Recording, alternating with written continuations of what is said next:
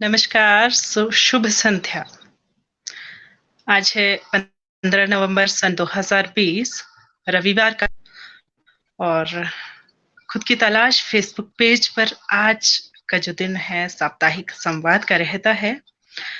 आज की जो विशेष चर्चा है वो है लोक समाज और लोक संस्कृति के बदलते परिदृश्य। और हमारे साथ है विशेष अतिथि के तौर पर श्री दिनेश शर्मा जी।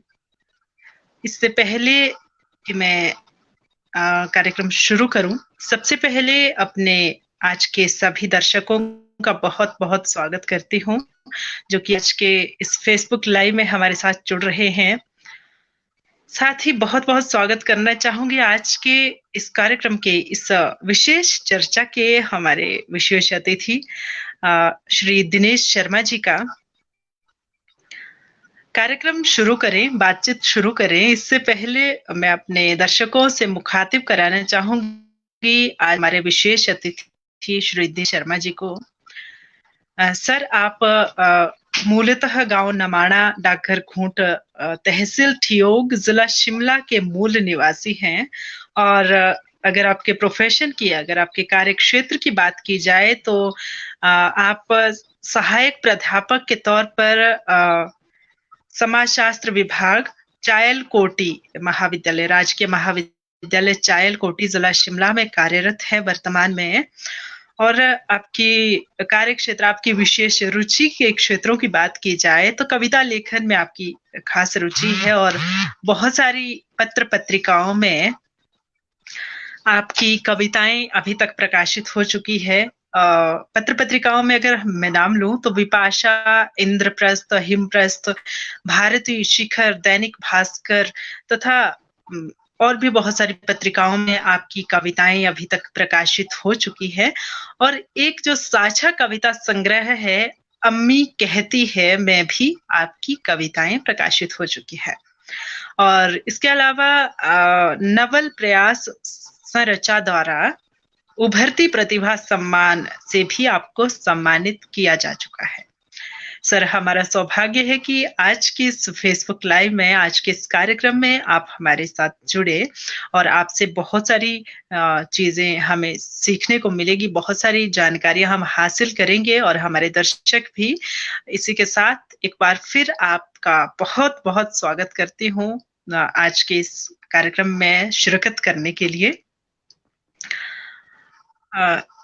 सर, जैसा कि आज का हमारा विषय है लोक समाज और लोक संस्कृति के बदलते परिदृश्य, तो मैं ज्यादा बातचीत ना करती हुई सबसे पहले यहाँ अपने दर्शकों को एक चीज जरूर मुखातिब कराना चाहूंगी। जैसे जब हमने ये कार्यक्रम शुरू किया था तो लोक से शुरू किया था और लोक की छोटी छोटी झलकियां हमने आपके सामने रखी थी, रखने का प्रयास किया था और निरंतर आज भी रख रहे हैं। लोक जीवन की एक झलक के माध्यम से गांव का ग्रामीण जो जीवन है, वहाँ किस तरह का जीवन जिया जाता है, कैसे कार्य करते हैं लोग, क्या उनकी आजीविका रहती है, खान पान क्या रहता है, रहन सहन कैसा है, छोटी छोटी चीजें हम देखने की कोशिश कर रहे हैं निरंतर। और अब वही कार्य यूट्यूब चैनल खुद की तलाश पर अपलोड किया जा रहा है। तो ये जो लोक जीवन है, मुझे लगता है ज्यादा जानकारी तो नहीं दूंगी, लेकिन जितना कर मुझे ज्ञान है, शायद लोक जीवन ही हमारी लोक संस्कृति से जुड़ा है।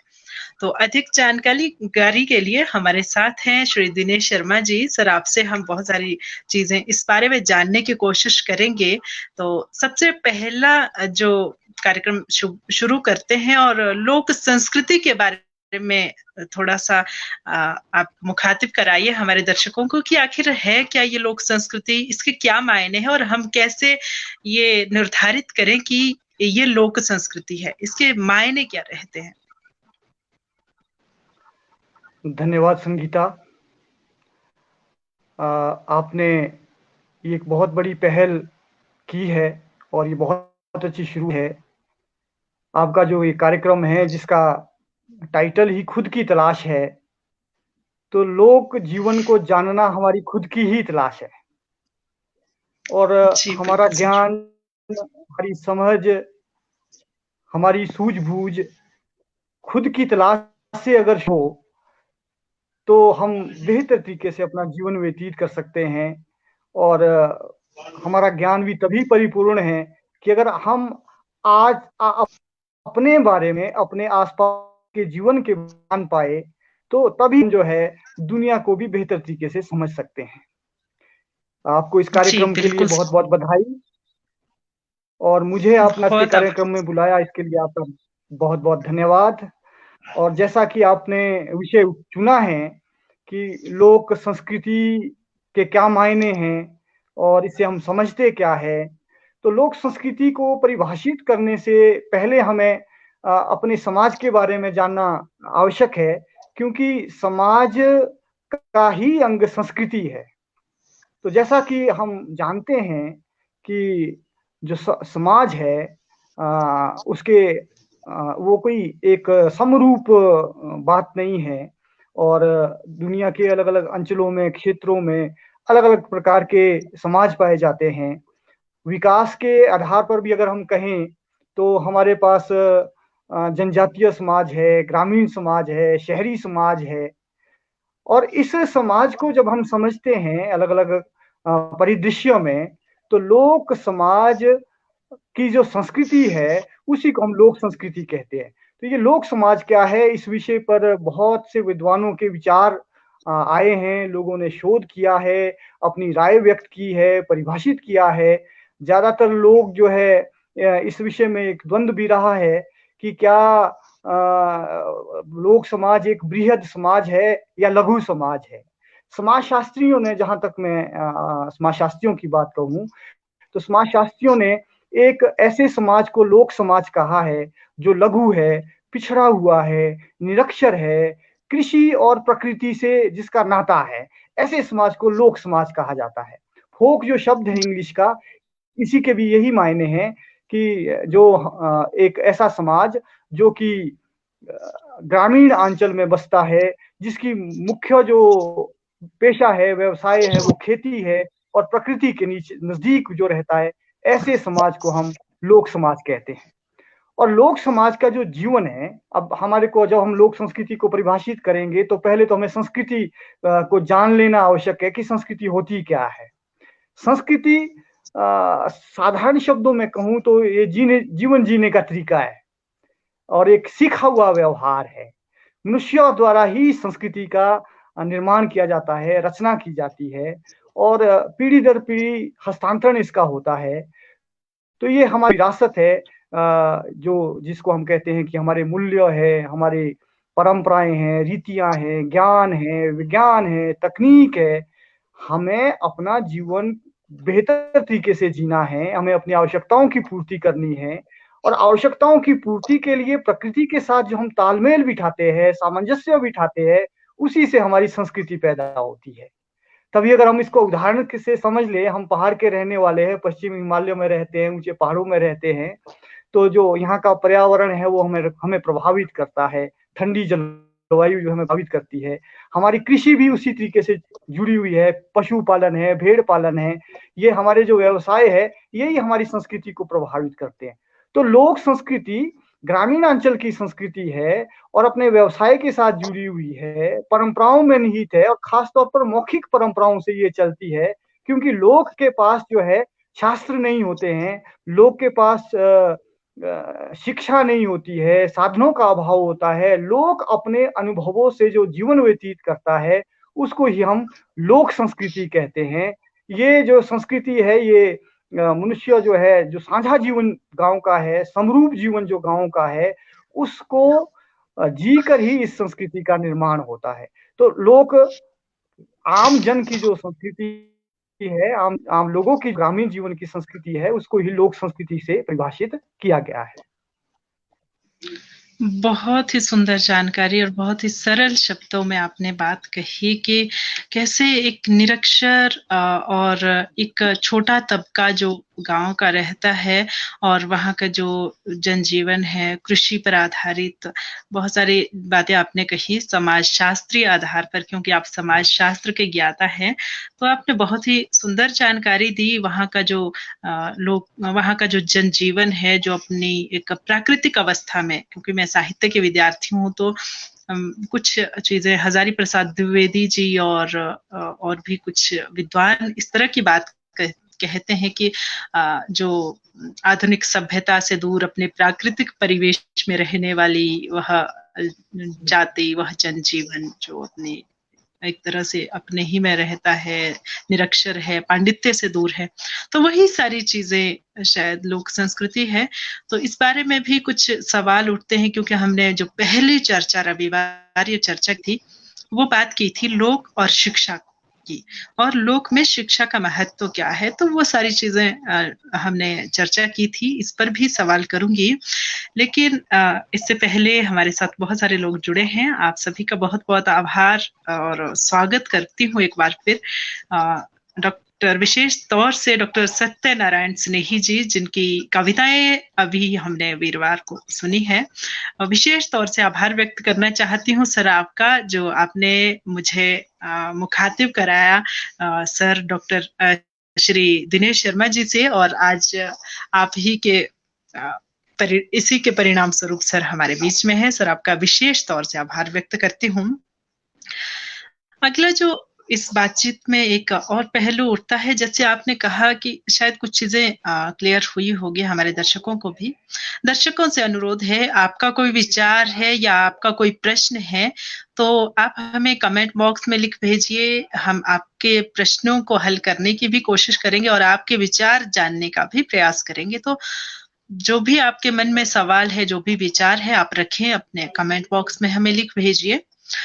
अगला जो सवाल है मेरा, सर जैसे आपने लोक संस्कृति की बात कही, तो क्या भारतीय संस्कृति को भी हम लोक संस्कृति में ही ले सकते हैं, या लोक संस्कृति को मतलब ये दोनों कैसे आपस में जुड़ी हुई है? क्या दोनों एक ही है, एक ही मान के हम चलें, या फिर कुछ इसमें कुछ अंतर है? हाँ, ये एक गहन विचार का विषय है, और अक्सर हम ये बात करते हैं, भारतीय संस्कृति हम बात करते हैं, जबकि हम अध्ययन करते हैं तो हम पाते हैं कि यहाँ कोई एक संस्कृति नहीं है, यहाँ तो सांस्कृतिक विविधता है। संस्कृति एक समुदाय विशेष का जीवन जीने का तरीका है। उसमें कुछ ऐसी सामान्य बातें भी हो सकती है जो पूरे देश या पूरे विश्व में जो है सामान्य हो और सब लोग जिसको अपने जीवन में अपनाते हैं। लेकिन ज्यादातर जो चीजें हैं वो एक समुदाय की, क्योंकि मैंने पहले भी कहा, ये प्रकृति के साथ हमारी आवश्यकताओं की पूर्ति की भिड़ंत है। हम अपनी नेचर से अपनी जरूरतें पूरी करते हैं। तो अब हम जानते हैं पूरा भारत एक जैसा नहीं है, यहाँ पहाड़ भी है, मैदान भी है, समुद्र के किनारे भी है, मरुस्थल भी है। अगर हम पहनावे को ही देख लें तो जम्मू कश्मीर से लेकर केरल तक जो है, और खान पान को देख लें तो बिल्कुल भिन्नताएं हैं उसमें। तो एक कोई सामान्य संस्कृति है ऐसी बात नहीं है, हालांकि बहुत सारे सामान्य चीजें हैं जो हमारे जीवन में हैं। जब हम अलग अलग क्षेत्रों में जाते हैं तो हमें अलग अलग सांस्कृतिक परिवेश देखने को मिलते हैं, अलग अलग परंपराएं हैं, हमारी नातेदारी की व्यवस्थाएं भिन्न भिन्न हैं, हमारी बोलियां भिन्न हैं, हमारी भाषाएं भिन्न हैं, हमारे आदर्श अलग है, हमारे मूल्य अलग है। और वैसे भी यहाँ पर जो भिन्नताएं हैं वो धर्म के आधार पर है, भाषा के आधार पर है, क्षेत्र के आधार पर है। जनजातियां हमारे पास लगभग हमारे देश में 8% पॉपुलेशन ट्राइब्स की है। तो जितनी भी जनजातियां हमारे पास है उनकी भिन्न भिन्न संस्कृतियां हैं। तो जो लोक संस्कृति है वो लोक संस्कृति तो विशेष अंचल में रहने वाले लोगों की संस्कृति है। जब हम सामान्य संस्कृति की बात कह रहे हैं तो बहुत सारी बातें उसमें ऐसी भी है जो कि पूरे भारतवर्ष में, जैसे मान लो पिछले कल ही हमारे दीपावली का त्योहार था, पूरे देश में मनाया जाता है, सब धर्मों और जातियों के लोग मनाते हैं। तो ये हमारी सामूहिक विरासत हो गई। और लेकिन क्षेत्रीयता की जब हम बात करें तो हमारे ही हिमाचल में बूढ़ी दिवाली का कंसेप्ट है। बूढ़ी दिवाली यहाँ मनाई जाती है, देश के दूसरे हिस्सों में बूढ़ी दिवाली नहीं मनाई जाती है। तो वो हमने दिवाली को आत्मसात किया है, अपने तरीके से उसको हमने जिया है। तो लोक संस्कृति जो है, लोग जो है किस तरीके से अपना जीवन आपस में मिलजुल कर मिलाते हैं, उससे लोक संस्कृति उत्पन्न होती है। और बाकी जो है सांस्कृतिक जो तत्व है,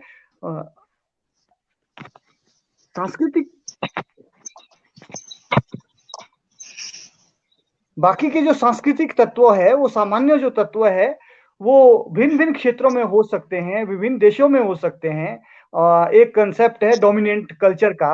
जो डोमिनेंट कल्चर होती है वहां से सांस्कृतिक तत्व एक देश से दूसरे देश या एक क्षेत्र से दूसरे क्षेत्र में जो है चलते हैं। ट्रांसमिशन, स्पेशियल ट्रांसमिशन उनका होता है। जैसे आज के समय में यूरोप और अमेरिका की हम बात करते हैं, तो हमारे घरों में यूरोप और अमेरिका की जो संस्कृति के तत्व हमारे घरों तक पहुंचे हुए हैं, हमारे खान पान में, हमारे डाइनिंग रूम में, हमारे ड्राइंग रूम में, जबकि हमारा ये कल्चर नहीं था। लेकिन आज के समय में हमारे भोजन में जो हमारी जो भोजन के तरीके हैं या भोजन जो हम कर रहे हैं, उसमें विदेशी जो है संस्कृति आ गई है। तो सामान्य संस्कृति और विशेष संस्कृति, इसमें अंतर है। तो हम कह सकते हैं कि भारतीय संस्कृति है, लेकिन भारत के अंदर बहुत सारी संस्कृतियों का समावेश है। बहुत सारे व्यवसाय है यहाँ पर, बहुत सारे आचार व्यवहार है। कभी कभी तो एक दूसरे से बिल्कुल उलट भी है। ऐसा नहीं है कि सिर्फ अंतर ही है, कभी कभी एक दूसरे से विपरीत भी है। तो भारतीय संस्कृति एक आदर्श व्यवस्था है हमारे सामने, लेकिन हमारे पास जो है हमारे रोजमर्रा के जीवन के जो हमारे अपने उपाय है, अपने अनुभव है, अपनी सीख है। और इसी को हम दूसरे लहजे से भी कहें तो ये जो मास कल्चर या पॉपुलर कल्चर जिसको हम कहते हैं, और जो कि पूरी दुनिया की संस्कृतियों को एक जैसा कर रहा है, करने जा रहा है, इससे हमारे सांस्कृतिक तत्वों का विलोप भी हुआ है। हम अपनी संस्कृति जो कि हमारे परिचय का, हमारी अस्मिता का प्रश्न है, हमारी अस्तित्व का प्रश्न है, उस पे भी उसका प्रभाव है, आक्रमण है एक तरह से। और हम उसको सहजता से स्वीकार भी कर रहे हैं, क्योंकि जो संस्कृति है वो डायनामिक होती है, गतिशील होती है, उसको स्थिर रह सकती है, उसमें परिवर्तन भी होता है।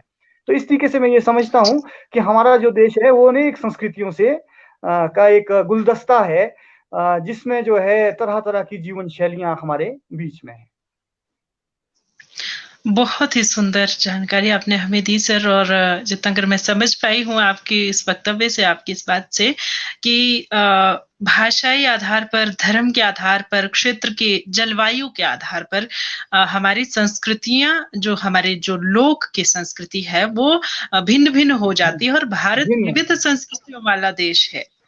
तो और फिर भी ये एक गुलदस्ते की तरह है कि तरह तरह के फूल एक गुलदस्ते में, तभी हम कहते हैं शायद, जो हर बार हर एक की जुबान पे रहता है, विविधता में एकता भारतीय संस्कृति का एक प्रमुख वो है। तो वो बात आपने कही। और बीच में कुछ कमेंट्स आ रहे हैं कि जिस संस्कृति का सर स्नेही सर कह रहे हैं, जिस संस्कृति का अक्सर जिक्र किया जाता है वह, पर जब परिभाषा की बात आती है तो स्पष्ट नहीं होती। निस्संदेह शर्मा जी की संस्कृति का वास्तविक विश्लेषण किया है, अति उत्तम। और सुनैना जी भी कह रही है, स्पष्टता और सरलता से आपने लोक संस्कृति को परिभाषित किया। आपका बहुत बहुत आभार, आप निरंतर हमारे साथ बने हुए हैं। कुछ अगली सवाल पे चलती हूँ, थोड़ा सा आगे बढ़ते हैं। और जैसे आपने कहा कि कुछ अवमूलन भी हुआ है, तो लोक संस्कृति में हम क्या आपको लगता है कि लोक संस्कृति के स्वरूप में परिवर्तन हुआ है? हमारा निश्चित जो तौर पर जब हम अपना जी सर कहें आप। हाँ, ये निश्चित तौर पर हम इस बात को देखते हैं अपने परिवेश में कि हमारी सांस्कृतिक परिवर्तन जो है हमारे परिवेश में हुआ है। और जहाँ तक एक समाजशास्त्रीय दृष्टिकोण से मैं इस बात को समझता हूँ, वो स्वाभाविक भी है। स्वाभाविक तरीके से है कि संस्कृति कभी भी जो है वो स्थिर व्यवस्था नहीं है, उसमें परिवर्तन होते हैं, गतिशील व्यवस्था है। हमें क्योंकि बेहतर जीवन व्यतीत करना है, अपनी आवश्यकताओं को ज़्यादा आसानी से पूरा करना है और अपने संसाधनों का बेहतर उपयोग करना है, हमें अपनी तकनीक को विकसित करना है, तो उसमें स्वाभाविक है कि परिवर्तन होते हैं। तो ये हमें बात माननी है कि परिवर्तन हो रहे हैं और वो होंगे भी।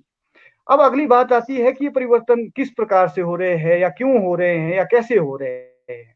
जैसा कि अगर हम सवाल था। हाँ जी जी सर, अगला सवाल मेरा यही था जो आपने बात आगे बढ़ाई कि क्या कारण है कि हमारी संस्कृति, हमारी जो लोक संस्कृति है उसमें परिवर्तन आ रहा है। इसके जो प्रमुख कारक क्या रहते हैं, क्या कारण है? जैसे कहावत है कि आवश्यकता आविष्कार की जननी है। हमारी आवश्यकताओं को हमने पूरा करना है और आवश्यकताएं हमारी बदल भी रही है। और उसी का परिणाम ये है कि सांस्कृतिक परिवर्तन हमें अपने समाज में देखने को मिल रहे हैं। जब हम विशेष जी तौर पर सर। जब हम अपने पश्चिम हिमालयों में जो अवस्थित हमारा हिमाचल है, हिमाचल के पहाड़ों की अगर हम बात कर लें, तो हम देखते हैं कि अपनी आवश्यकताओं की पूर्ति के लिए, क्योंकि जो लोक संस्कृति है वो मैंने पहले भी कहा कि वो एक उसका आर्थिक एक आधार भी होता है, क्योंकि हमें मूलतः तो हमें आवश्यकताएं पूरी करनी है। संस्कृति एक साधन का काम करती है। वो हमें हमारे सामने आदर्श प्रस्तुत करती है कि किस तरीके से हम आदर्शों के आधार पर अपनी आवश्यकताओं को पूरा करें, और किस प्रकार से सामाजिक संगठन हमारा साथ में बना हुआ रहे, ताकि लॉ एंड ऑर्डर या रेगुलेशन की प्रॉब्लम सोसाइटी में ना हो, संगठन बना रहे। ये बात चलती है। और दूसरी बात ये है कि जो परिवर्तन है उसमें दोनों चीजें साथ-साथ चलती है।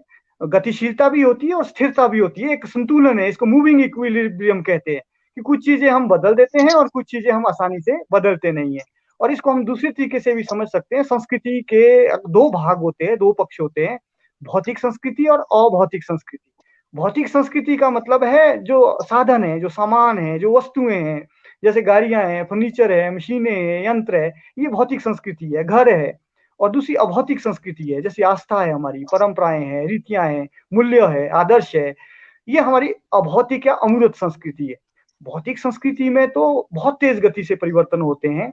ऑगबर्न एक समाजशास्त्री हुए हैं, उन्होंने इस पर अध्ययन किया है कि जो भौतिक संस्कृति है, हम कार ले लेते हैं, नई कार ले लेते हैं, नई तकनीक आ जाती है तो हम नई पुरानी मशीनें छोड़ देते हैं। हल का स्थान जैसे ट्रैक्टर ने ले लिया, टिलर ने ले लिया। तो लेकिन जो जी सर। हमारी अमूर्त जो संस्कृति है, उसको हम इतनी आसानी से नहीं छोड़ते हैं। हमने अपनी परंपराओं को, अपने विश्वासों को तिलांजलि नहीं देते इतने आसानी से। तो इसको कल्चरल लैग की संज्ञा दी गई। तो ये साथ-साथ चलते हैं। तो पहली बात कि परिवर्तन हुए हैं और स्थिरता भी रहती है। भौतिक और अभौतिक दोनों पक्ष जो है निरंतर जो है संघर्ष करते हैं आपस में, उनमें भी एक द्वंद भी रहता है उनमें आपस में। और दूसरी बात करते हैं कि ये जो परिवर्तन है क्यों हुए हैं, ये हमारी आवश्यकताओं के कारण हुए हैं।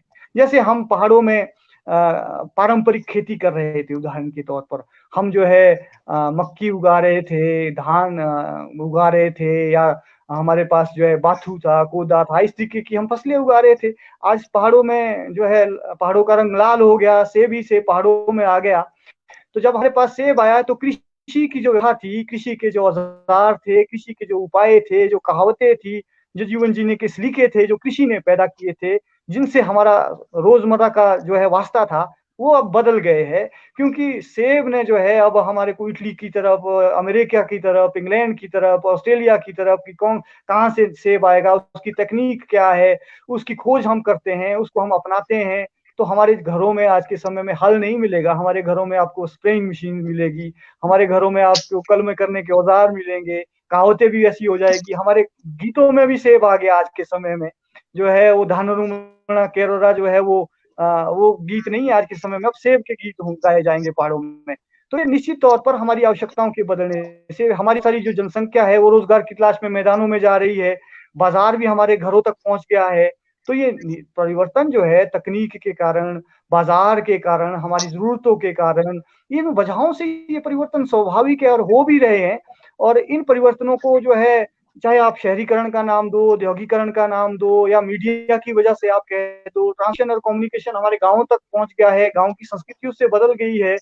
और गाँव के लोग बहुत ख़ास तौर पर जो इसमें पीढ़ियों का भी अंतर रहता है। पिछली पीढ़ी पीढ़ी जो होती है हमेशा जो है वो बदलने नहीं देती अपने आप को, अपनी संस्कृति को रखती है। जो नई पीढ़ी है वो एकदम से बदलना चाहती है, दोनों में भी संघर्ष रहता है। तो ये जो संघर्ष है दोनों पीढ़ियों में, और जो तकनीक और परंपरा है उसके बीच में जो संघर्ष है, आधुनिकता और परंपरा का जो संघर्ष है वो भी चलता रहता है, और समाज इसी तरीके से आगे बढ़ता है।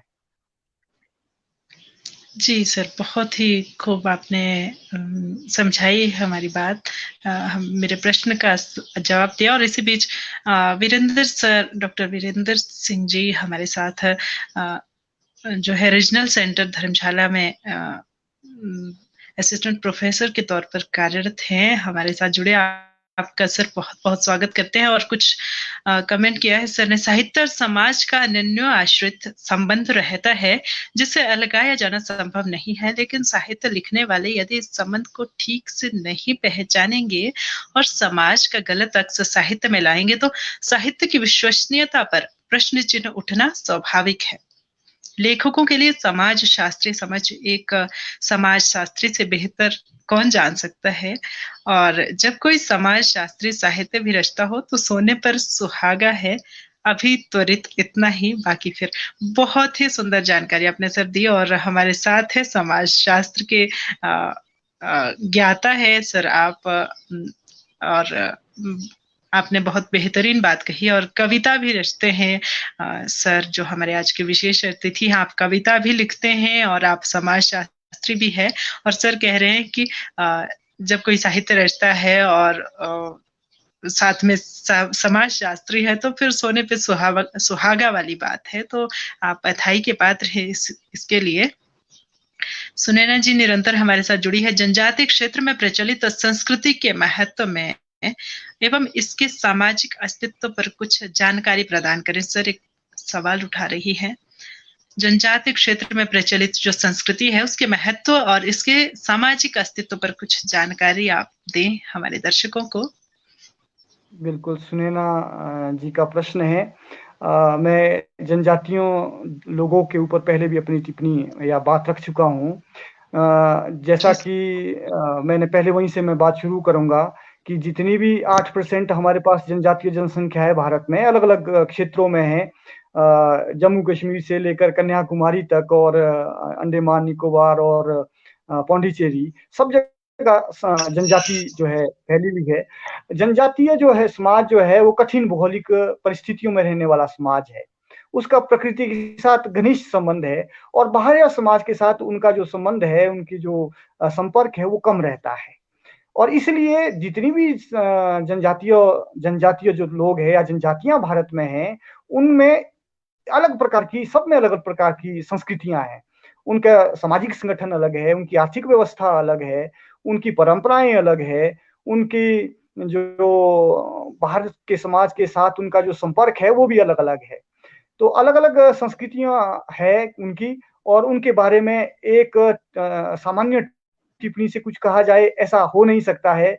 हिमाचल में जैसे मान उदाहरण के लिए हम मान लेते हैं किन्नौर के लोग हैं, लाहौल के लोग हैं, पांगी के लोग हैं। इन तीनों की जो संस्कृति है वो भिन्न है, एक जैसी नहीं है। इनके गीत भिन्न हैं, इनकी भाषाएं भिन्न हैं, इनकी पहनावा भिन्न है, खान-पान भिन्न है। और ये जितनी भी जनजातीय लोग हैं ये अंतर्विवाही होते हैं, आपस में ही विवाह करते हैं, बाहरी समाज से विवाह नहीं करते हैं। जो कारक आज के समय में हमारे ग्रामीण समाज में प्रभाव डाल रहे हैं, जनजातीय समाज पर भी वही कारक प्रभाव डाल रहे हैं। एक तरह से जब हम जनजातीय समाज या समाजों का जब हम अध्ययन करते हैं तो एक ही अंतर इसमें है कि जो जनजातीय समाज है वो विकास की यात्रा में पीछे छूटे हुए समाज है। वहां पर सड़क नहीं पहुंची है, बिजली नहीं पहुंची है, बाहरी समाज के साथ उनका संपर्क अलग है। और बाहरी जो समाज है वो उनके साथ जो संपर्क है, उनके जो अनुभव है जनजातियों के, वो भी अच्छे नहीं है। इसलिए बाहरी समाज को वो शोषक की नजर से देखते हैं, आक्रामक की नजर से देखते हैं, क्योंकि उनकी संस्कृतियों पर जो है आक्रमण होता है और वो अपनी अस्तित्व को, अपनी पहचान को बनाए रखना चाहते हैं, अपनी प्रकृति को भी जो है वो बचाए रखना चाहते हैं। जबकि बाह्य समाज वहां पर निरंतर अपनी पहुंच बनाना चाहता है। और ये जो जदोजहद है, इससे जो सांस्कृतिक जो अस्मिता है, उसकी वजह से वो अपनी सांस्कृतिक पहचान को ज्यादा बनाए रख लेते हैं, क्योंकि वो जो द्वंद है, उस द्वंद के कारण जो है वो अपनी समाज और संस्कृति की संरक्षण के उपाय करते हैं। जी सर, बहुत ही सुंदर जानकारी। इसी बीच हमारे साथ जो सर जुड़े हैं डॉक्टर सत्यनारायण स्नेही जी, कुछ कमेंट आया है कि खुद की तलाश में आज परिवर्तित संस्कृति की तलाश पूरी हो रही है, जो बदलते जीवन मूल्यों को परिभाषित किया जा रहा है। निसंदेह एक सार्थक प्रयास है। सर आपका बहुत बहुत आभार इस प्रोत्साहन के लिए। हम सिर्फ प्रयास कर रहे हैं क्योंकि खुद की तलाश सचमुच खुद की तलाश है। हमें ये नहीं पता कि हम कहाँ से आए हैं, हमारा अस्तित्व क्या है, हम जिस मिट्टी से आए हैं, हम जिस गांव से आ रहे हैं, हमारा जो लोक जीवन क्या है। और इसके साथ हालांकि इस उद्देश्य जो खुद की तलाश जो नामकरण है, इस बारे में किसी और दिन चर्चा की जाएगी। लेकिन एक पहलू ये भी है इसका कि हम कहाँ से आए हैं, हमें पता है कि हम किस परिवेश में रहते हैं, क्या हमें वहाँ की परंपराएं, वहाँ की जो जीवन है, वहाँ की जो जीवन शैली है, वहाँ का लोक जीवन, वहाँ उस बारे में पता है कि नहीं, तो वही चीज़ एक तरह से पुनः जानने का प्रयास। हालाँकि हमारे जीवन शैली में शायद है वो चीज़, लेकिन कुछ चीज़ें हम भूलते जा रहे हैं, जो एक दुःख की बात है, बहुत ही दुःख का विषय है। तो अ, एक जो बात मेरे मन में रह कर उठ रही थी, सर आपसे भी साझा करना चाहूँगी। परंपराएँ और रूढ़ियाँ 2 चीज़ें होती हैं। तो लोक समाज में प्रचलित परंपराएँ भी है और रूढ़ियाँ भी है। तो हम कैसे निर्धारित करें कि कोई चीज़ परंपरा है, कोई रूढ़ी है? हाँ, बहुत पेचीदा प्रश्न है और उतना ही महत्वपूर्ण भी है कि जी परंपरा सर। क्या है और रूढ़ी क्या है। जी जहाँ तक सर। इस प्रश्न को मैं इस तरीके से समझता हूँ कि जो परंपरा है वो अपने अर्थों में जीती है। उसके अर्थ हमें ज्ञात होते हैं, उनका ध्येय हमें ज्ञात होता है। वो समाज के लिए एक महत्वपूर्ण कार्य कर रही होती है। रूढ़ी जो है वही परंपरा रूढ़ी बन जाती है जब हम उसके अर्थ खो देते हैं और जब उसको हम एक डेड वुड की तरह जो है ढो रहे होते हैं। तो रूढ़ी जो है अर्थहीन जो परंपरा है, जिसका कटाव हो गया है समाज से या जो अब हमारे समाज की आवश्यकताओं की पूर्ति का साधन नहीं है, इर्रेलेवेंट हो गई, वो रूढ़ी बन जाती है। तो इसलिए जो है परंपराएँ ही एक समय की यात्रा के साथ-साथ रूढ़ियाँ भी बन जाती है, अगर उनको हम जी। ज़िंदा रखने में असमर्थ हो जाते हैं। बहुत ही सुंदर और सरल शब्दों में आपने ये चीज़ बताई और जितना कर मुझे भी ज्ञात है, परंपराओं के बारे में जो कहा जाता है कि अ, विकास के लिए हमें परंपरा का अनुशीलन करना ज़रूरी है। लेकिन ज़रूरी है। वही चीज़ जब रूढ़ी बन जाती है, तो उसे छोड़ना ज़रूरी हो जाता है। जैसे आज के समय में हम जातिवाद देखते हैं, गाँव में अ, हुँ। बहुत मात्रा में जाति प्रथा प्रचलित है अ, और लोग उसे परंपरा का नाम दे देते हैं। धार्मिक विश्वास है, लेकिन धर्म में कुछ अंधविश्वास है, उसे हम परंपरा का नाम दे देते हैं। तो ये जानना शायद बहुत ज़रूरी है हमारे लिए, हमारे लोक जीवन के लिए, लोगों के लिए भी जो लोक में अपना जो जीवन जी रहे हैं, उन्हें उनके लिए, हमारे लिए, हम सभी के लिए जानना बहुत ज़रूरी है कि क्या हमारी परंपराएँ हैं जो हमें आगे ले जाएँगी, जो हमें विकास की राह पर ले जाएगी और क्या हमारी रूढ़ियाँ हैं, जिन्हें जो हमें पीछे धकेल रही है। तो इस चीज़ का ज्ञात होना, इस चीज़ को जानना बहुत महत्वपूर्ण है और उम्मीद कर रहे हैं कि हम सभी बखूबी जानते हैं परंपराएँ भी हैं, रूढ़ियाँ भी हैं। रूढ़ियों को त्यागें, परंपराओं को अपनाएँ। अगला एक और सवाल है सर, जैसे हमने लोक संस्कृति की जब हम बात कर रहे हैं, तो किन-किन परिप्रेक्ष्यों में हम लोक जो संस्कृति है, उसको महत्वपूर्ण मानते हैं? क्या पहलू है, जहाँ से हमें लगता है कि लोक संस्कृति बहुत महत्व की है? जैसे अभी स्नेही सर ने भी बात कही कि बदलते जीवन मूल्यों को आप परिभाषित कर रहे हैं खुद की तलाश पर, तो हम कर रहे हैं, हमें ये पता चल रहा है कि ये चीज़ खत्म हो रही है, हमारी भाषा, हमारी जो बोली समाप्त हो रही है, हमारे जो पारंपरिक खेती के जो उपकरण हैं, वो समाप्त हो रहे हैं, बहुत सारी चीज़ें खत्म होती जा रही है। तो क्यों हम इसे संजो रहे हैं? शायद मुझे भी नहीं इस चीज़ का भान कि हम क्यों इस चीज़ को संजोना चाहते हैं? किस चीज़ का क्या महत्व रखती है लोक संस्कृति? जहाँ तक महत्व का बात है, पहली बात तो ये है कोई भी संस्कृति है या भाषा है, बोली है, वो जी, एक बहुत लंबे समय से जो बुजुर्गों के हमारे अनुभव थे, जो उन्होंने ज्ञान हासिल किया, उसका एक ट्रेज़र है, वो संपदा है हमारी, वो विरासत है वो हमारी। उसमें जी सर। बहुत कुछ मूल्यवान है, जिसके बारे में हम अवेयर भी नहीं है, जागृत भी नहीं है कि उसमें क्या मूल्यवान है। और दूसरा ये है कि इस जो हमारी लोक संस्कृति है, वो सहज जीवन का उपाय है। उसके लिए हमारे को कोई आडंबर नहीं करना पड़ता है। वो हमारे जी सर। रक्त में है एक तरह से। उसमें हम हमें काम करना आसान है, हमारा मेल-जोल आसान है। तो इसमें इस तरह से भी ये महत्वपूर्ण है और ये हमारी अस्मिता का भी प्रश्न है। और मुझे लगता है कि अभी तक हम अपनी संस्कृति और अपने परिवेश के बारे में इसलिए ज़्यादा जागरूक नहीं थे या ज़्यादा हम उसका महत्व नहीं समझते थे क्योंकि हम विदेशी प्रभाव में थे। हम पश्चिम का जो हमारे ऊपर आक्रमण था संस्कृति का, उसको हम महत्वपूर्ण मानते थे। अभी भी जो मान लो अगर हम उदाहरणों से भी इस बात को समझे, हमारे गाँव का संगठन है उदाहरण के तौर पर। जिसमें कि हमारे जीवन और मरण में गाँव कितनी महत्वपूर्ण भूमिका निभाता है, सुख-दुःख में हमारी कितनी महत्वपूर्ण भूमिका निभाता है।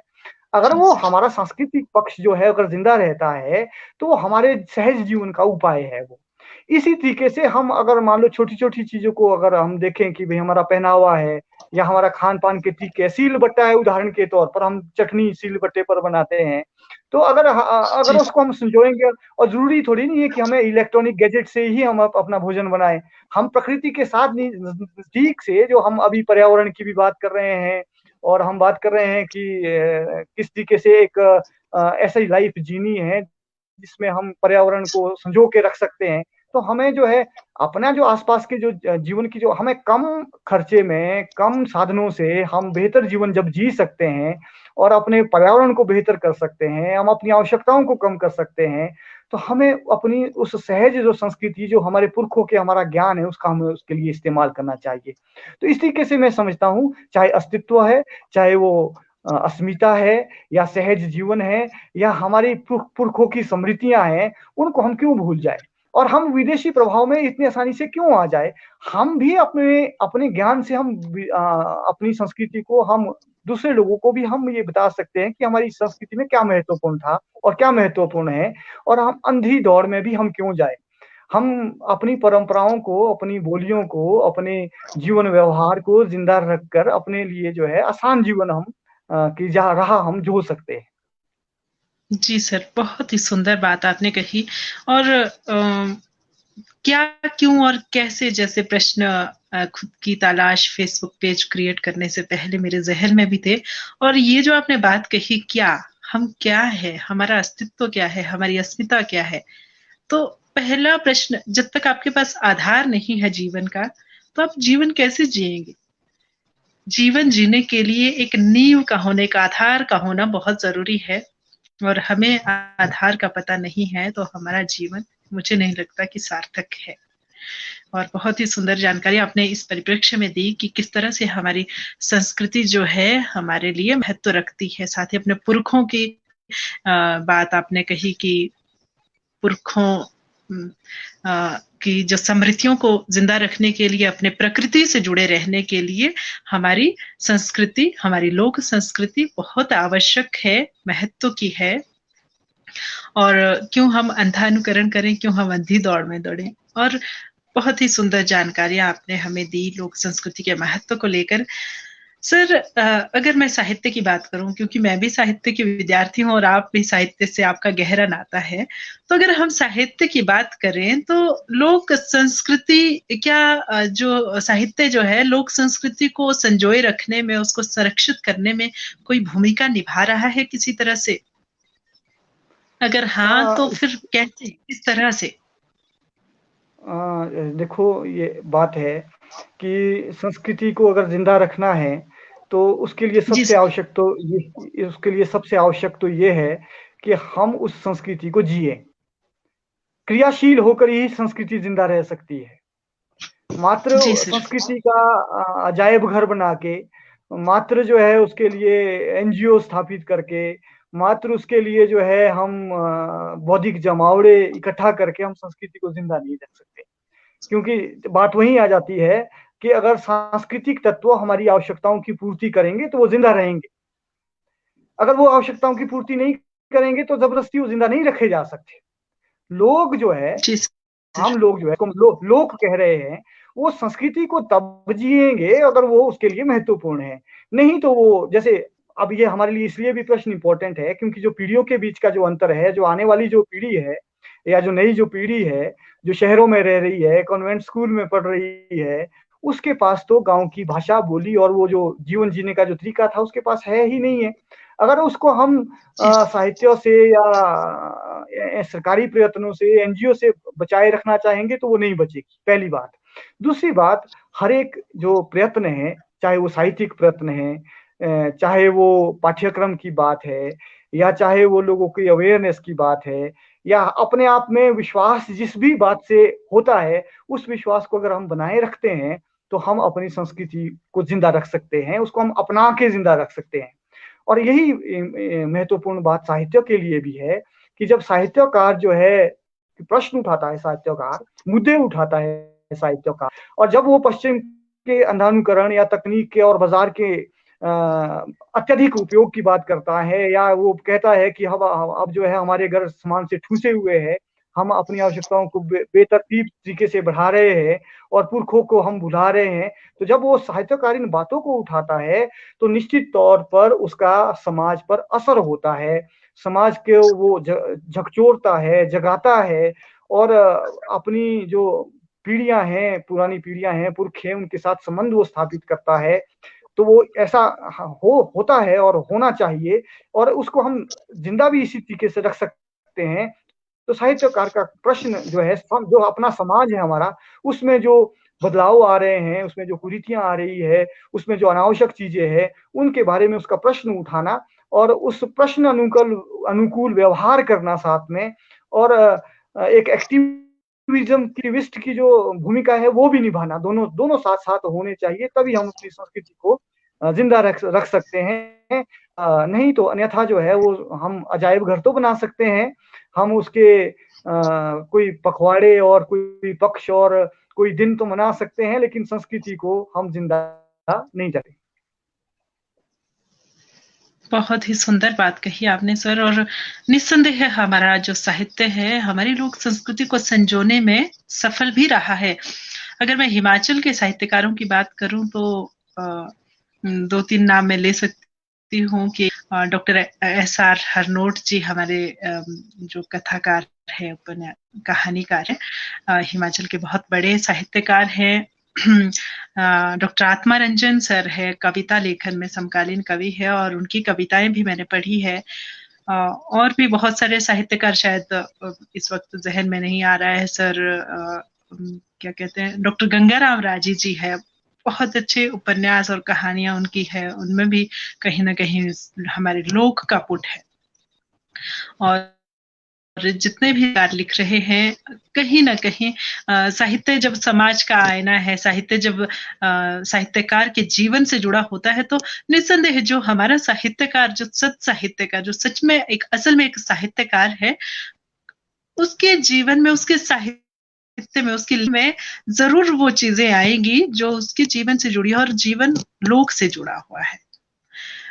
और आप सर, आप कविताएं लिखते हैं, तो अगर आपके जहन में कुछ कविताएं हैं आपकी लेखनी की, एक दो कविताएं हम सुनना चाहेंगे, क्योंकि हम थोड़ा सा देखना चाहते हैं। आप भी शायद आपकी, क्योंकि आप भी गांव से जुड़े हैं और पहले ही मैंने परिचय के लिए आपसे जो संदर्भ लिया था कि आप किस गांव से हैं, तो ये जानना जरूरी था, क्योंकि आप भी गांव से जुड़े हैं, तो आपकी जो कविताओं में ऐसी उम्मीद करते हैं, आपकी कविताएं अभी तक नहीं सुनी है, कि आपकी कविताओं में भी लोक का पुट अवश्य ही होगा।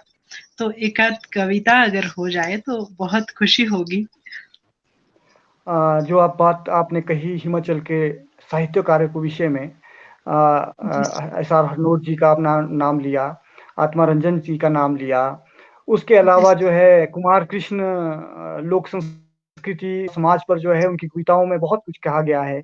इसी तरीके से जो है सुरेश सेन निशांत है, गणेश गनी है, सत्यनारायण सनेही है, अजय है। इन कवियों को आजकल मैं इसका अध्ययन भी कर रहा हूँ कि हिमाचल के समकालीन कवियों में पहाड़ का जो लोक जीवन है वो किस तरीके से आया है। तो ये इन कवियों की जो खासतौर पर मैं इसलिए भी इस चीज को महत्वपूर्ण मानता हूँ कि जो अपने परिवेश, अपने समाज, अपनी संस्कृति से जो जुड़ा हुआ है और उसके बारे में लिखता है, वही वास्तव में वही लेखक और कवि है। अगर हम सामान्य विषय पर लिखते हैं, ऐसे विषय पर जिसमें पूरे देश का या पूरी दुनिया को कोई भी आदमी लिख लेता है, तो उसमें उसकी जड़ों का पता नहीं चलता, उसकी विरासत का पता नहीं चलता, और उसके जो लिखने की जो प्रतिबद्धता है और समकालीनता जो जिसको हम कहते हैं, उस पे भी प्रश्न चिन्ह लग जाता है। तो हिमाचल में बहुत सारे कवियों ने और बहुत सारे साहित्यकारों ने इस विषय में लिखा है। तुलसी रमन जी की ल्हान पर आदमी है, जिसमें वो खुल रहे हैं पहाड़ कविता लिखते हैं, या आत्मारंजन जुल्फिया कविता लिखते हैं, या लोक वृक्ष के बारे में लिखते हैं, या इसी तरीके से स्नेही जी जो है पिता का लोहिया लिखते हैं, या अम्मा के जौ लिखते हैं, या गणेश गनी की कविताओं में जो है पांगी की संस्कृति आती है, पांगी का समाज आता है, उनके जीवन शैलियां आती है, या बुरांश की टहनियां जब कविता अजय लिखते हैं स्पीति से, राहुल राहुल स्पीति से, तो अपने परिवेश और अपनी मिट्टी से जो जुड़ाव है वो स्वाभाविक तौर पर सामने आता है। तो ये लेखक की सच्ची कविता वही कविता है जिसमें अपने लोगों, अपने समाज और अपनी संस्कृति के जो प्रश्न उनसे वो उलझता है, उसको वो बेहतर देखना चाहता है, और उसके उद्गार जो है फूटते हैं। और आपने जो है क्योंकि जिक्र किया कि एक दो कविताएं भी मैं इस विषय में पढ़ूं, जी सर। तो मैं आप हाँ जी, तो मैं जी कविता भी सर, पढ़ता एक हूँ। बात बीच में कहना चाहती हूँ कि मैंने 2-3 लोगों के ही नाम इसलिए लिए क्योंकि संदर्भ के तौर पर, एक उदाहरण के तौर पे बताना चाह रही थी, और आपने उस चीज को आगे बढ़ाया। आपने बहुत सारे साहित्यकारों के नाम, और भी मुझे लगता है जितना जो भी व्यक्ति अपने स्तर पर लिख रहा है, जिसको सच में साहित्य से प्रेम है, जो सच में एक साहित्यकार की भूमिका अदा कर रहा है समाज में, चाहे वो युवा है, युवाओं से भी, बहुत सारे युवाओं से जुड़ी हूँ, तो बहुत सारे, जैसे दीपक भारद्वाज जी बहुत सारे मंचों पे जा चुके हैं, युवा साहित्यकार हैं, युवा कवि हैं, तो उनकी कविताओं में भी वो चीज देखने को मिलती है। बहुत सारे लोग हैं, शायद इतना तो जहन में है भी नहीं, शायद इतना जानते भी नहीं होंगी, तो कहीं ना कहीं अपने स्तर पर हर एक व्यक्ति अपने लोक को महत्ता दे रहा है। जी सर, आप कहीं अपनी कविता सुनाए, हमें बहुत खुशी होगी आपकी कविता सुन। हाँ, ये जो कविता है ये पहाड़ के जीवन पर ही, कि किस तरीके से पहाड़ का हम जीवन पहाड़ों में जीते हैं। शीर्षक है स्मृतियों की बर्फ। पहाड़ के हर घर में दस्तक देती हैं जब बर्फ, सूखी बची हुई जगहों में दादी बिछा देती खिंद। जरूरत के टांकती चांद कि ठंडे अंधेरों में भी चलती रहेगी। आड़े तिरछे नगंदों से फटी पुरानी पोशाकों पर उभर आते सितारे, पोष माह की रातों के लिए सुई की नोक से जैसे कैद कर लेती सूरज। सारे गांव को गूंथ लेते दादी के किस्से एक ही घर में। सारे गांव को गूंथ लेते दादी के किस्से एक ही घर में। लंबी टांगे पसार सालाना मेहमान के आतिथ्य में जुट जाते सब लोग। कहां बैठने देती है वरना जमीन और जिम्मेदारी। भरे जी पड़े सर। हैं कोठार, भरे पड़े हैं कोठार, घास लकड़ी के जमा हैं उजले धागों का गोला। दादी का चेहरा बातों से लगा रहा रिश्तों की टांकियां। भरे पड़े हैं कोठार, घास लकड़ी जमा है उजले धागों का गोला। दादी का चेहरा बातों से लगा रहा रिश्तों की टांकियां। फक्र में कह रहा पीठ सीधी करने का यही है वक्त। आसमान से गिरती है ऊन, आसमान से गिरती है ऊन। साल के तकलू में गवई काटते उम्मीदें। सीने तक उतर आई है नमी, गा उठता पहाड़ का मन। भाप में पकते कद्दू से महकता घर, चलटू में उबलते कचालू। दिन के साथ चढ़ जाती दादी की चिंताएं, दिन के साथ चढ़ जाती दादी की चिंताएं। गाय की बाँस का कांटा चुभ जाता भीतर। मन का चोखा है लेकिन, मन का चोखा है लेकिन मवेशियों और बूढ़ों के लिए बुरा है यूं। मवेशियों और बूढ़ों के लिए बुरा है यूं। धन्यवाद। बहुत ही सुंदर अंदाज में आपने अपनी कविता प्रस्तुत की है, और किस तरह से आपने रुई, आसमान से रुई गिर रही है तो बर्फ का जिक्र कहीं कहीं हो रहा है, तो और चर्टू और टांका, खींद, मतलब इस तरह के शब्दों का प्रयोग अपने आप में लोक जीवन को दर्शाता है, और आपने बहुत ही सुंदर अंदाज में शब्दों में पिरोया है इस भाव को। लोक जीवन की एक पूरी झलक आपने प्रस्तुत की है अपनी इस कविता के माध्यम से, और मैं जरूर पढ़ना चाहूंगी आपकी और भी कविताएं बहुत। और एक बार फिर आपको बुलाना चाहेंगे। हर वीरवार हमारा कविता पाठ का जो सेशन रहता है, सत्र रहता है, तो एक वीरवार आपकी कविताएं भी हम सुनेंगे, आपकी कविताओं पर बातचीत करेंगे। आपका बहुत बहुत आभार, आपने ये कविता हमारे दर्शकों को सुनाई और मेरे आग्रह पर। एक अंतिम जो सवाल है, क्योंकि समय भी हो चला है सर, इससे पहले अगर कुछ कहना चाहें तो आप का स्वागत है, वरना मैं अंतिम सवाल की तरफ चलूं अपने। मैं तो बस आपका आभार व्यक्त करना चाहूँगा और आभार इसलिए कि आप महत्वपूर्ण विषय पर जो है ये कार्यक्रम चलाया है। आज के कार्यक्रम की ही बात नहीं कर रहा मैं पूरी श्रृंखला की बात कर रहा हूँ कि लोक को जानने के लिए, अपनी संस्कृति से जुड़े रहने के लिए एक विश्वविद्यालयों के शोधार्थी के द्वारा केवल जो है लाइब्रेरी में बैठकर काम नहीं किया जा रहा है, वो लोगों से रूबरू हो रही है और एक पूरी टीम उसने बनाई है। तो ये एक बहुत सुंदर यात्रा है ये, और इस यात्रा में हम सबका सौभाग्य है जो भी शामिल हो रहे हैं कि हम भी अपना अंश इसमें दे पा रहे हैं। तो इस कार्यक्रम के लिए, इस पहल के लिए आपका शुक्रिया और आपको बहुत-बहुत शुभकामनाएँ कि आप हिमाचल के जो संस्कृति है, समाज है, उसके बारे में एक बहुत उम्दा जो है एक संग्रह जानकारियों का एक खजाना इकट्ठा कर रहे हैं। ये वास्तव में एक हमारा एक सजग नागरिक होने के नाते, एक सजग प्रहरी होने के नाते संस्कृति के हमारी एक योगदान है इस पहाड़ के लिए, जिन पर जो है हम गर्व करते हैं और जहाँ के हम निवासी हैं। शुक्रिया आपका, धन्यवाद। बहुत आभार सर इस प्रोत्साहन के लिए। और सच कहूँ तो आप जैसे लोग जो मिट्टी से जुड़े हुए हैं, वो लोग सहयोग दे रहे हैं, आप लोग हमारे साथ जुड़ रहे हैं और हमारा हौसला अफजाई कर रहे हैं। इसके लिए तहे दिल से आपका और अभी तक जितने भी लोग हमारे साथ जुड़े, आप सभी का बहुत बहुत आभार व्यक्त करना चाहूंगी कि एक छोटी सी पहल की है। मुझे नहीं पता ये कहाँ तक पहुंचेगी, सार्थक होगी नहीं होगी, उद्देश्य तक पहुंचेगी, मुकाम तक पहुंचेगी नहीं पहुंचेगी, मुझे नहीं पता। लेकिन हाँ, प्रयास जरूर कर रहे हैं। एक जज्बा है दिल में जो जिंदा रख रहा है, जो आगे चलने के लिए प्रेरित कर रहा है। इतना सा बीच में स्नेही सर निरंतर हमारे साथ बने हुए हैं शुरू से अंत तक। लोक जीवन लोक कवि की कविता में जिस सहजता से आता है, वह परत दर परत जीवन की व्याख्या करता है। हिउद ऐसे ही आया शर्मा जी की कविता में बहुत खूब। और स्नेही सर की कविताएं भी हमने सुनी, बहुत सारी चीजें देखी। आपकी कविताओं में भी बहुत बहुत आभार आपका।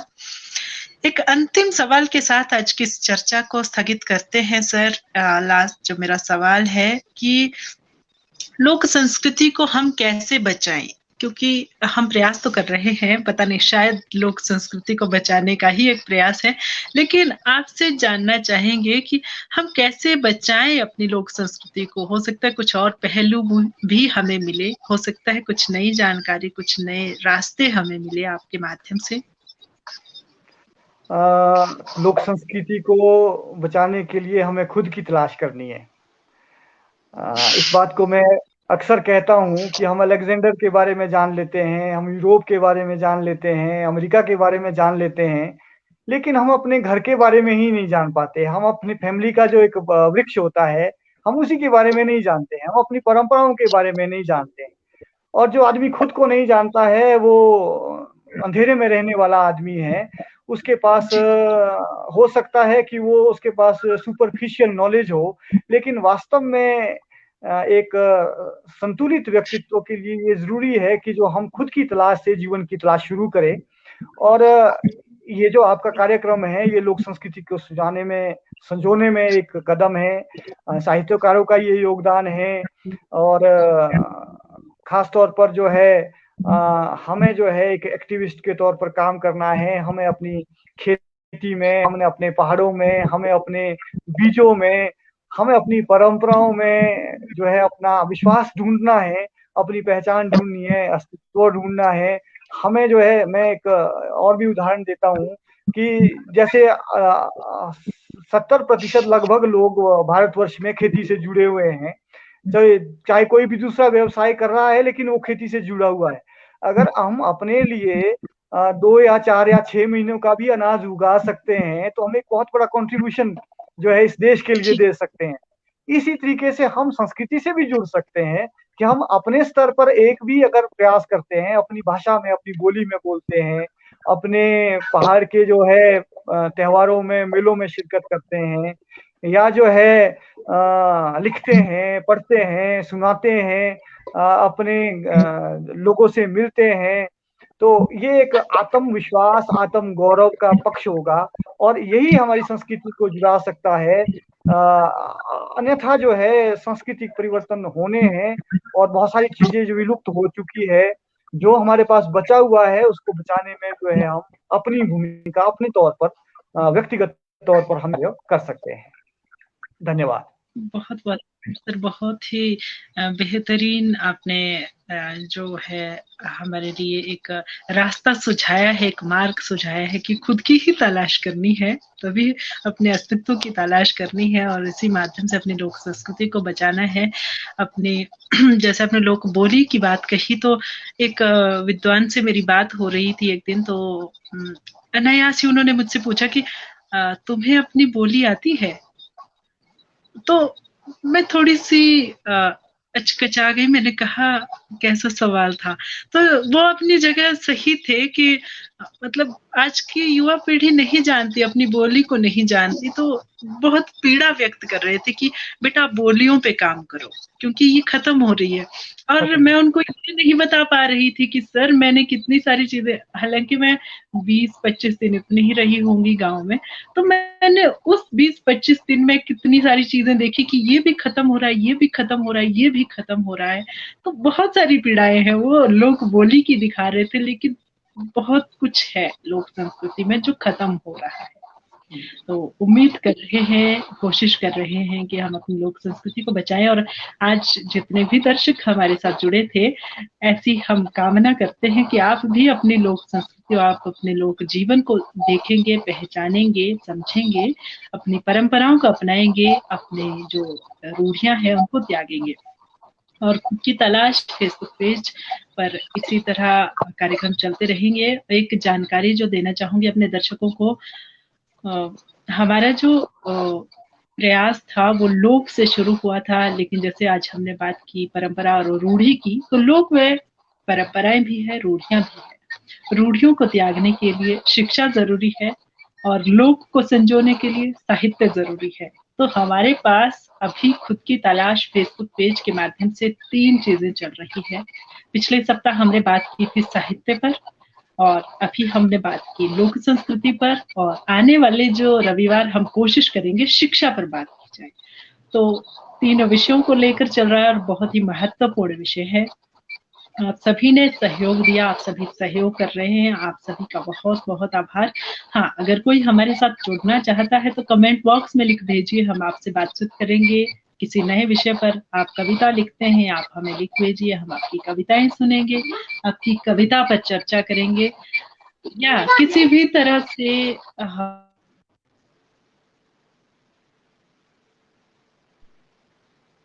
किसी भी तरह से आप हमारे साथ जुड़ना चाहते हैं तो कमेंट बॉक्स में लिख भेजिए, वरना ईमेल आईडी पर भी आप हमें कमेंट कर सकते हैं, sangeetakonal1@gmail.com पर।